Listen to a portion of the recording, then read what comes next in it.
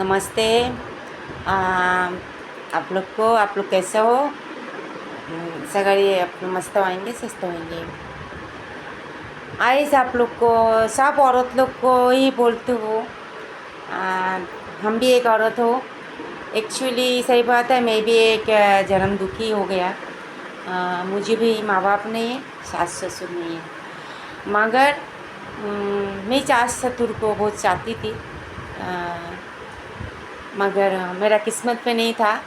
हम बॉम्बे में रहता था, मेरा सास ससुर गाँव में रहता था। तो हमारा उतना सेवा नहीं उनको दे नहीं पाई। मगर हाँ, मेरा सास ससुर था, बहुत खुश था, इसीलिए साल में एक बार जाती थी। मेरा माँ बाप नहीं था तो मुझे बहुत आनंद फील होता था, आनंद होता था। ये नहीं, मैं अभी गाँव जाऊंगी, मेरा सास ससुर आए, उनको जाके मैं मम्मी पापा बोलूँगी। मैं माँ ही बोलती थी, मेरा माँ को भी मैं माँ ही बोलती थी, और मेरा सास ससुर को भी माँ ही बोलो ना। मगर आदमी का जो है तो वो ये घर हमारा बोलता है ना, सड़क बनाना पड़ता है, सब एडजस्ट करना पड़ता है। तो हर औरत को ऐसे ही ज़िंदगी में है, जे अपना माँ बाप छोड़ के दूसरा। और एक बात बताओ, जे लोग को सास ससुर है ना, आप समझ लेना, आप बहुत खुश नसीब वाला हो, है ना। माँ बाप हमको उंगली पकड़ के बड़ा करता है, और बाद में हमारा सब कुछ वही करता है। उनको भी प्यार थोड़ा फ़र्क होता ही है कि उसने पैदा किया और उसने अपना माँ बाप है, तो इसमें बहुत ही फ़र्क पड़ता है, होता भी है। जैसे आप माँ एक बार कुछ बोल देंगे, क्या माँ एक थप्पड़ लगा भी देंगे, तो हमारा दिल में नहीं लगता कि माँ है। तो ऐसा ख्याल में अगर आप सास ससुर को भी अपना माँ बाप जैसे देखोगे, तो भगवान भी खुश हो जाता है। और जैसे उंगली पकड़ के माँ बाप हमको सब सिखाता है, पढ़ाई लिखाई कि घर का हर समस्ती सिखाता है। तो एक क्या दूसरा जैसे हमारा संसार हो जाता है, तो उनका रिवाज, उन लोग का धर्म कुछ अलग होता है, तो कौन सिखाता है? अपना सास और ससुर, है ना। उनका घर का परंपरा, माँ का घर का परंपरा ससुराल में नहीं चलता है। अपना उनका घर के ही परंपरा अपना पालना पड़ता है। जैसा उनका माँ पिताजी, उसको भी उंगली पकड़ के ही बड़ा किए होंगे। सबसे बड़ा, एक बार वो वीडियो में भी मैं डाली, सबसे बड़ा दौलत हमको लौटाता है, हमको देता है। सबसे बड़ा दौलत खजाना वही होता है, एक औलाद, वो हमको देता है। तो उनको ख्याल, हम बहू है, हमको रखना चाहिए। बेटा है तो काम पे बिजी है, कभी एक फ़ोन करने के लिए उसको टाइम नहीं मिलता है, कि बहुत रहता, आदमी लोग को बहुत काम रहता है। कोई है जैसा नौकरी पे जाता है, गांव में होएंगे तो खेती बाड़ी में जाता है, तो आदमी के ऊपर एक पैसा कमाने का, घर परिवार का एक बोझ होता है। तो हम उसका औरत हूँ और उनका माँ है, हमको देखभाल करना, हमको पूछने का, हमको उसको पानी पूछना, हमको उसको तबीयत पानी देखना, घर संसार देखना, ये हमारा काम होता है, हमारा काम होता है। हर चीज़ आदमी के ऊपर नहीं छोड़ना चाहिए, नहीं करना। भले सास ससुर, थोड़ा सब सास ससुर ऐसा नहीं है, कोई कोई सास किरकिरी भी है, करता है, मगर वो आपका भलाई के लिए करते होंगे।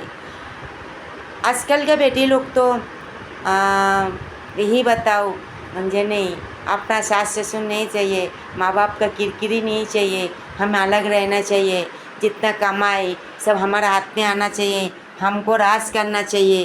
तो ये हर बेटी लोग को, बहन लोग को बोलती हूँ, ये जो आप कर रहे हो ना, ये बहुत ही पाप का घड़ा बोल रहे हो। घड़ा बोलेगा तो कलेश, है ना, ये कलेश होता रहेंगे। और जितना ऊपर वाला है ना, हमारे ऊपर ही पाप का बोझ बन के रहेगा। जैसा करोगे वैसे पाओगे। तो ऐसा मत करो भले आपका आदमी फ़ोन करने का टाइम नहीं मिलता है, उनको पूछने का टाइम नहीं मिलता है, चलो वो ये क्या उनके जैसे आप मत करो। आप उनको पूछा करो, मम्मी चाय दो क्या, मम्मी पानी दो क्या, वो क्या बोल रहा है, खाना क्या पकाएंगे, उनके एक बार पूछा करो, है ना। क्यों? वो घर बहुत मिन्नत से बनाता है, वो जो बेटा होता है बहुत मिन्नत से बड़ा करता है ना। भले पैसा वाला हो और गरीब हो, मगर एक औलाद पालने के लिए ना बहुत दुख बहुत कष्ट करना पड़ता है। ऐसा भी है, औरत मर्द दोनों काम पे जाता है, बच्चों को दूसरों का पास रख के जाता है, क्या सास ससुर रहेंगे उसके पास रख के जाता होएंगे, तो उसको कभी कभी दिखाई देता है साथी का जो दूध होता है बह जाता होएगा, उसके लिए माँ को भी दूध का भी एक दर्द उसको भी सहना पड़ता है। तो ये तो आप पता ही है, इसके आगे सफाई देने की मेरे को ज़रूरत नहीं है। मैं क्या बोलना चाहती हूँ, तो मैं यही बोलना चाहती हूँ, देखो माँ बाप छोड़ के जैसे आ गया, ये भी माँ बाप का जैसे अपना लो। उनको भले आपको थोड़ा डांट दिया, आपको कुछ बोल दिया, तब इसी कान में सुन लेना, इसी कान से निकाल देना, है ना। उनको जितना दौलत है, कुछ पैसा है, कुछ भी हो, वो तो आपका ही पड़ेंगे, आपका ही रहेंगे। आपका लिए ही तो पेट काट के सब जमा किया ना। वो इस उम्र में उसको क्या चाहिए, थोड़ा प्यार चाहिए, परिवार इकट्ठा चाहिए, और हाले उसको पोता पोती हो, उनके साथ खेले, उनके साथ बोले, उनको लेके किधर बाहर जाए, हाँ ये मेरा लड़का का लड़का है, लड़के का लड़की है, यही है ना। वही तो एक औलाद बोलता है क्या हुआ, बेटा हुआ, अरे घर का चिराग हो गया, यही बोलता है ना। एक बेटी होएगा, क्या हुआ, बेटी हुआ, अरे वो तो पराये का अमानत है ना। तो एक बेटा के ऊपर एक मन का मान कितना आश रहता है, और वो कितना तमन्ना रहता है, ऐसे तमन्ना आके एक बहू आके सब कुछ चूरमार कर देता है।